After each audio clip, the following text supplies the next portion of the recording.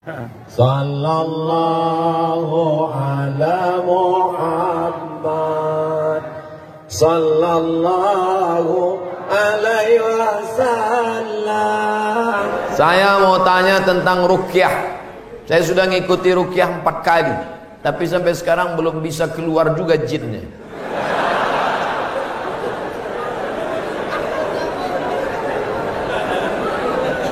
Nanti pergi ke Pekanbaru, mana tahu hari libur, di belakang Hotel Premier ada Masjid Al-Falah. Ini nomornya, catat. Mana tahu ke Pekanbaru. Mungkin sama Ustadz ini jin itu tak takut, yang ini dia takut. Catat nomornya. Ketua Asosiasi Ruqyah Indonesia Provinsi Riau Daratan. Namanya Ustadz Saifullah. 0812 768 9119 0812 768 9119. Kalau emergensi 911, kalau diganggu hantu 119. Datang ke sana, jadi tak salah kita coba. Kalau siang namanya Ustadz Saifullah, kalau malam namanya Ustadz Zafrullah, di masjid yang sama. Mana tahu kebetulan ke Pekanbaru malam, datang ke masjid yang sama, namanya Ustadz Zafrullah. Ada orang 7 tahun nikah tak punya anak, di ruqyah sama Ustadz Zafrullah punya anak. Pas ditanya kenapa, rupanya ada jin yang menghalangi pertemuan antara sperma dengan sel telur, dihalanginya sehingga tak jumpa. Jangan. Dibacakan usir. Kata Ustadz Saifullah, ada pula bencong LGBT di ruqyah sehat. Ternyata yang masuk tuh jin bencong. Jadi saya tanya, Ustadz, jadi ada jin tuh bencong? Ada, kata dia. Itulah yang dimasuk ke dalam. Itu. Ustadz, udah di ruqyah 2-3 kali tetap juga sakit. Berarti tidak. Pemarah. Laki saya ini pemarah, Ustadz. Sudah di ruqyah 5 kali tak juga hilang marahnya. Berarti tak salah jin. Memang dia pengamuk. Makanya kadang kita kasihan juga sama jin nih. Sikit-sikit salah dia. Sikit-sikit salah dia. Aku tak selamanya salah, kata jin. Ustaz, ayat yang dibacanya kan ayat kursi. Coba saya dengar yang dibacanya itu ayat kursi. Kenapa kita yang baca, kenapa jin itu tak keluar? Ini bukan masalah pistolnya, tapi man behind the gun. Orang yang punya pistol. Kita bacakan Allahu la ilaha illal qayyum la ta'khudhuhu sinatun wa la nawm lahu ma. Tak mau dia keluar, malah ketawa jin. Ditanya, jin, kenapa kau tak mau keluar? Sesama hantu di dalam saling mengusir. Hantu ngusir hantu, mana mau? Yang membaca itu ulahnya 11-12 macam hantu. Apa hukum suami menyembunyikan uang gajinya? Kadang memberi istri sikit, padahal gajinya besar. Berapa tadi hak ibu? Ingat, berapa hak ibu tadi?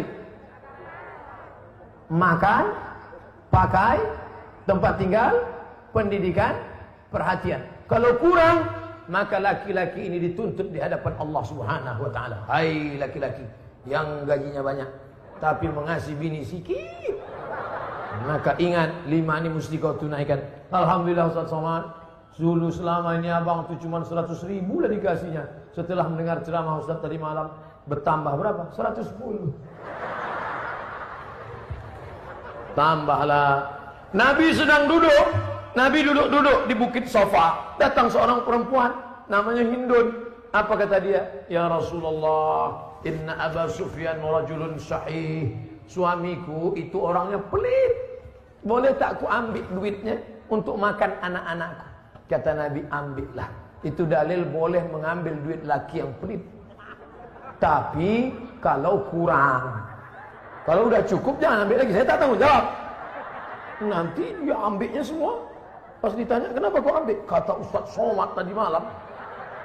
Misalnya standar di sini sebulan 3 juta. laki cuma mengasih 1 juta, maka ibu boleh ambil 2 lagi. Kenapa? Karena itu keperluan. Begitu dalam riwayat tentang Hindun mengadu Abu Sufyan, rajulun syahid, pelit. Saya ingin bertanya Ustaz, bagaimana Islam memandang seorang yang mengagumi, mencintai pasangan orang lain?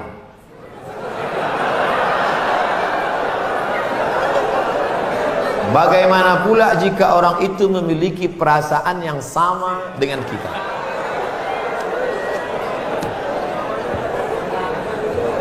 Hidup ini ada pilihan, ada keterpaksaan.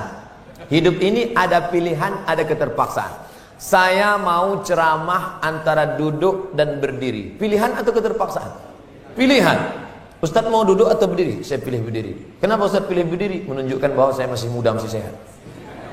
Antara minum atau tidak minum, pilihan atau keterpaksaan? Pilihan. Minum atau tidak, terserah saya. Mau saya minum, mau tidak, itu pilihan saya. Nah, masalah cinta. Cinta itu pilihan atau keterpaksaan? Cinta tidak pilihan. Cinta adalah keterpaksaan. Oleh sebab itu maka kadang kita tengok orang ganteng bininya buruk. Kenapa? Terpaksa. Cinta tak bisa memilih. Ketika dia rasional, dia tidak cinta. Maka ketika kita senang dengan orang, kadang kita pun tak tahu alasannya.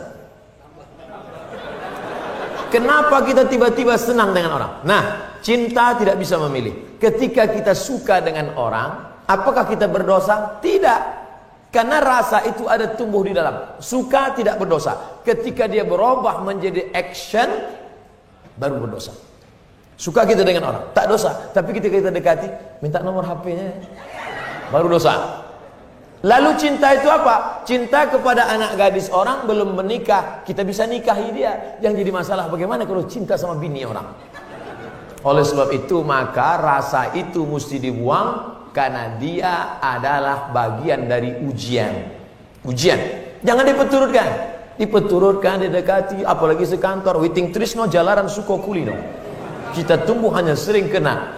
Berawal dari 6. Pertama, nazratun, pandangan. Setelah lama memandang, fabtisamun, senyum. Setelah senyum, fasalamun, selamat pagi, good morning. Setelah salam, fakalamun, kerja di mana? Di BP, sekantor ya. Setelah fakalamun, famau'idun, janjian. Bisa ketemu kita nanti siang? Oke. Sukanya makan apa? Ayam panggang. Sana kalau gitu, iya. Faliqaun, pertemuan. Setelah pertemuan, bekerjalah setan, lalu kemudian makan bersama, makan siang. Apa kata orang Inggris? No free lunch. Tak ada makan siang yang gratis. Akhirnya terjadilah apa yang terjadi. Maka kalau ada bibit-bibit itu terasa di dalam, tekanlah dia, jangan lagi pandang, jangan diperturutkan. Itulah nilai jihad. Bukan jihad berdarah-darah melawan Belanda, tapi jihad hawa nafsu yang justru jauh lebih besar. Melawan meriam Belanda banyak orang tahan, meriam Belina payah. Bagaimana hukum kita sholat berjamaah di suatu lapangan, terus sopnya putus-putus? Mohon penjelasannya Pak Ustaz. Sawus sufuf, luruskan sop. Fa inna taswiyatas sufuf min tamamis sholah. Lurusnya sop bagian dari kesempurnaan. Sholatnya sah, tapi kurang sempurna. Sholat tadi berjamaah di sini sah, tapi kalau putus-putus kurang sempurna. Imam, luruskan dulu, tengok. Saya sholat di Masjid Istiqomah di Bengkalis. Apa kata imam? Luruskan sholat, matikan HP.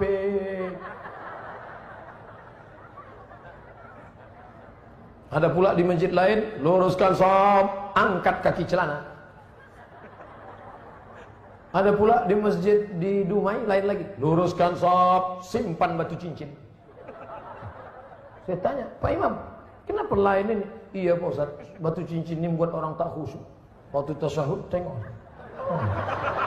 sudah ada ini. Tapi tiga-tiganya sepakat bahwa luruskan sop. Cara meluruskan sop itu Pak Ustaz, ujung kaki di ujung tumit, ujung kaki di ujung sop. Kiblatnya ke sana, Ini ujung sajadah, tumit. Tumitnya yang rata. Takut pula terlentang. Tumit. Jadi yang rata itu tumitnya. Adapun ujung kakinya, ya tergantung kaki masing-masing. Kalau kakinya panjang, panjang. Kalau pendek, pendek. Mangkibun bimangkibin. Bahu rapat dengan bahu. Bahu bersentuh dengan bahu. Bersentuh dengan bahu. Saya kalau bahu saya disentuh orang, saya tak. Cuman kalau kaki kadang disentuh, geli kita. Jadi kalau ada kawan, kita senggol kakinya sekali, dia geser, jangan disenggol lagi. Nanti asik ngurus kaki. Saya khawatirnya dia preman baru tobat. Begitu-gitu dipijakkannya. Gitu. Bertinju kita di masjid. Kalau sampai kita bertinju di masjid, nanti yang ketawa yang tak ke masjid. Kenapa orang itu bertinju di masjid? Gara-gara kaki. Untung kita tak ke masjid. Allah pak balak 6. Jadi bahu rapat dengan bahu, kaki rapat-rapat sedikit lah. Kalau dia risau atau setempel. Setelah itu barulah imam angkat takbiratul ihram. Allahu Akbar. Bagaimana hukum suntik rubella yang belum sertifikasi halal MUI? Sampai sekarang Majelis Ulama Indonesia tidak mengeluarkan sertifikat halal sampai hari ini. Itu yang disampaikan oleh Sekjen MUI, Wakasekjen MUI, Kiai Haji Dr. Kiai Tengku Zulkarnain. Oleh sebab itu kalau ada yang memakai itu alasannya karena darurat. Karena kata dia kalau tidak disuntikkan ini anaknya sakit cacat, mati. Kita kalau dipilih antara dua, mati atau makan babi, pilih mana? Makan babi. Tak boleh pilih mati. Masuk ke dalam hutan, pilihan cuma dua, mati sama makan babi. Kau pilih mati atau makan babi? Aku mati aja lah, tak boleh. Mesti makan babi. Ambil kecap, colek-colek babi itu.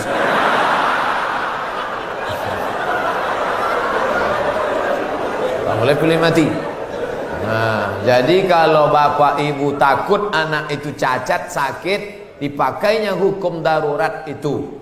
Ustadz Somad, saya tanya emak saya ini orang kampung. Mak, aku dulu waktu kecil ada disuntik cacar, suntik ini. Enggak, kau dari kecil tak pernah disuntik. Asal datang dokter puskesmas, kularikan kau ke hutan. Sampai sekarang saya hidup, tak ada sakit. Pernah ada trapel ngajak saya umroh. Ustadz, kapan Ustadz ada kosong mau suntik? Kalau kalian mau berangkat, berangkat. Tapi aku terus terang tak bisa suntik. Kalau tak dapat visa Pak Ustadz, saya tak berangkat. Sampai hari H saya tak suntik. Tak bagaimana ceritanya mereka dapat visa, berangkat. Katanya kalau tak suntik, sakit, mati. Tak mati. Tapi ini tak bisa jadi hukum. Saya tak mati, yang mendoakan saya banyak. Sebanyak ini mendoakan. Mana ngumpan kuman-kuman virus-virus? Pak Ustadz, berdosa tak kita memarahi ibu? Alasannya ibu keluar rumah tak menggunakan hijab. Oh, tak boleh nak. Mentang-mentang kau sudah pengajian, lalu kau panggil emakmu, mak sini sebentar. Assalamualaikum warahmatullah. Neraka jahanam. Bukan begitu caranya. Wa in jahadaka ala an tusyrika bima laysa laka bihi ilmun. Kalau emak bapakmu memaksamu untuk mempersekutukan aku, fala tuti'huma, jangan kau patuhi dia. Tapi untuk melawan tetap tak boleh. Wa sahibhuma fid dunya ma'rufa, tetaplah bergaul dengan jangan kalian yang menasihati dia. Datangi Pak Wan, datangi Pak Bupati, datangi Pak Wabu. Pak, bisa tak Bapak nasihati mak saya? Mak saya ini takut sama bapak. Panggil Pak Bupati, Bu, sini. Ibu, kenapa tak juga begitu? Iya Pak, insya Allah saya begitu. Gitu. Jadi mulutnya mulut mereka, pesannya dari kita. Jangan kita ngomong. Kita sebagai anak tidak pernah bersar di hadapan orang tua kita. Saya, Abdul Somad LCMA, penceramah, tapi di depan mak saya, alah kau udah kecil. Ibu tak pernah melihat anaknya itu besar. Anak itu tetaplah anak kecil yang dulu dia gendong-gendong. Maka pakai lidah orang lain. Cari tokoh-tokoh adat, tokoh lembaga adat Melayu, nenek mama, tokoh masyarakat. Datuk, bisa tak Datuk nasihati? Nenek, bisa tak nasihati emak saya belum berjilbab? Aku pun tak berjilbab juga. Apa hukum orang yang mampu beli mobil tapi minyaknya pakai subsidi? premium. Ini nyindir saya nampaknya. Janganlah main sindir-sindir. Kalau mau turun saya baru tanya langsung. Berat menjawabnya ini. Kita bandingkan dengan negara lain, bagaimana harga minyak, bagaimana hebatnya negeri kita, gemah ripah, loh jenawi, tongkat dan batu jadi tanaman, untayan zamrud, katulistiwa di bawah minyak, di atas minyak. Bagaimana nasib saudara kita di Anambas yang begitu kaya dan hebat, tapi 24 jam saya di sana, HP saya tak berbunyi sama sekali. Nah, ini kan luar biasa. Oleh sebab itu pengaturan minyak, subsidi segala macam, mudah-mudahan ke depan pemerintah lebih baik insyaAllah. Ini hak kita, kita sebagai warga negara. Mestinya kita ini, kalau dilihatlah minyak kita dengan gas kita, dengan batu bara kita, dengan negeri terkaya di dunia, tak ada apa-apanya Brunei Darussalam.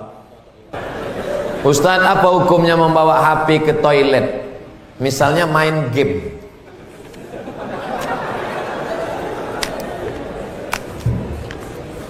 Ada orang buang air besar sambil main game. La ilaha illallah Muhammadur Rasulullah. Fokus sajalah di satu pekerjaan. Tak usah lain-lain. Pak Ustadz, saya mau nanya, apakah orang yang bertato itu tidak diterima sholatnya? Ada orang pakai tato, apa tulisan tatonya? Orang yang bertato tidak diterima sholatnya.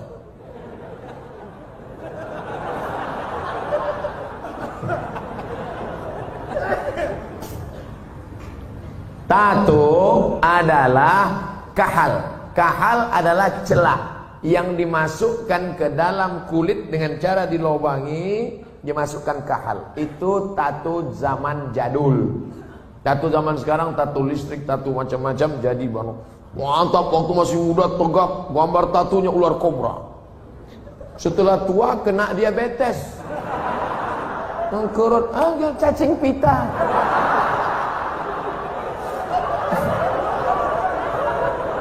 Sebelah kanan gambar burung gagak yang sedang ingin terbang menangkap serigala. Tiba-tiba karena sudah tua, kurus, keriput, gambar burung puyuh. Dulu preman tengik, sekarang tobat. Nah, apakah setelah tobat dia perlu menyetrika tatonya? Tobat, sekarang ada cacing pita, mau disetrika lurus. Maka saudara-saudaraku yang sudah bertato tidak perlu menyetrika tatonya, wuduknya sah, air wuduknya masuk, sudah dikaji oleh para ulama, tidak perlu membuang tatonya. Hanya saja kalian yang dulu mantan-mantan petato perlu membuat komunitas tato tobat, KTT. Disangka orang konferensi tingkat tinggi.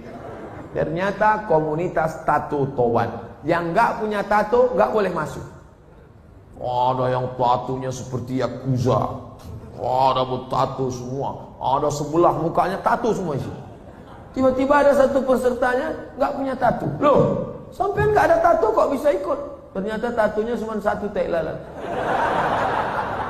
Dulu pengen jadi Rano Karno, nggak jadi. Dulu, sama-sama dulu kan ada anak-anak muda ingin jadi Rano Karno, disuntik, ambil jarum, tusuk, kasih spidol. Ustaz kok tahu? Saya dulu nyoba juga. Nggak jadi. Nah, bagi yang belum punya tato, jangan buat tato. 5. La'anallahul wasimat, Allah melaknat yang tukang buat tato. Wal mutasimat, minta buatkan tato. Wal mutanammisat, yang mencabut. Ini alis atau bulu mata? Alis, mencabut alis. Ini jangan dicabut. Ini mau nikah, wah, dicabut. Cabut, enggak mempan cabut dicukur. Wah, hilang. Tukang buat tato, minta buatkan tato, mencabut bulu mata, alis mata. Wal mutafallijat, mengotak-atik gigi. gigi sudah bagus, dia taati. Kecuali giginya memang nggak wajar. Setiap melihat dia senyum pingsan 3 orang. Hai, gitu, pingsan. Itu boleh pakai kawat. Dulu seingat saja kawat itu kan untuk pagar. Sekarang gigi pakai kawat.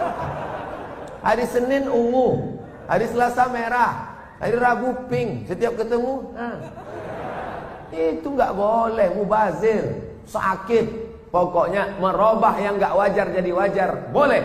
Merubah yang nggak normal jadi normal, boleh. Tapi yang sudah normal jadi abnormal, nggak boleh. Nah, oleh sebab itu yang bertato, kalau ada imam kita bertato, nggak usah dipermasalahkan. Nanti selesai sholat, ini sholat kita sah nggak ya? Nampaknya nggak. Pokoknya baik-baik semua. Kalau orang tua saya sebelum meninggal berwasiat kepada saya untuk pergi haji, apakah saya harus memenuhi wasiat itu apa tidak? Sedangkan saya belum naik haji. Bagaimana balasan? Dia wasiat lagi gini. Duh, iki ono uang 50 juta. Nanti kalau saya meninggal, kamu harus menghajikan saya. Anak ini bolehkah menghajikan bapaknya? Boleh, dengan syarat dia haji dulu. Namanya badal haji. Nah, boleh nggak dia pakai uang ini untuk berangkat haji dia? Nggak boleh, karena uang ini untuk menghajikan bapaknya. Oh, rupanya mikrofon ini nggak boleh kuat-kuat, karena bapak ini menghajikan. Maka dia nggak boleh menghaji.